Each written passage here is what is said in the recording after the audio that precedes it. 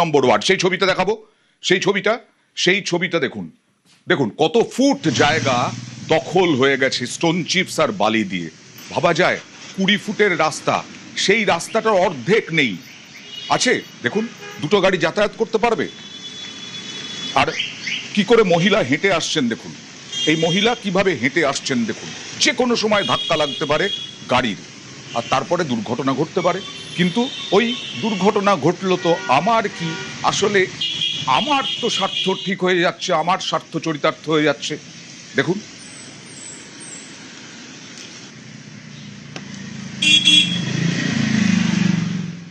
বিভৎস অসুবিধায় যে কোনো লোক পড়ে মরে যেতে পারে। হ্যাঁ হতে পারে, তো পাতে স্লিপ করছে, তো সরকারের উচিত এই ব্যবস্থা করার, ফাইন করে একে যা কিছু করা সেটা করবে সরকার, করা উচিত। না এটা তো অন্যায়, তাও ধরুন 20-25 ফুট হবে, 10 ফুট দখল, এসব যে যার জোর মুল্লুক, যে কোনো সময় দুর্ঘটনা হতে পারে। কত বাচ্চা আছে, স্কুল আছে, 1 সেপ্টেম্বর থেকে ফাইন চালু হবে। হোক, ওটা উচিত, তো হওয়া উচিত। রাস্তায় তো রাখা উচিত না, অসুবিধা হচ্ছে নিশ্চয়ই, সবারই অসুবিধা হচ্ছে, অবশ্যই।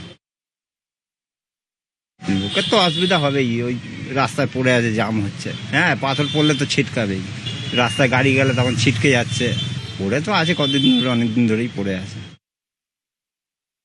ভিতরটা মাটি কাটা হয়েছে বলে রাখতে পারিনি, ওই এই প্রথম এটা তো আমাদেরকে বাইরে রাখতে হবে না, এবার আমরা ঢোকাবো, এবার যত মাল পড়বে সব ভিতরে, না আর রাস্তা রাখবো না, না না না হয়, কিন্তু কি করবো, আমাদেরও তো দেখতে হবে একটু, না আমার যতক্ষণ মাটি কাটা থাকবে ওই জন্য আমরা তো রাখতে পারবো না।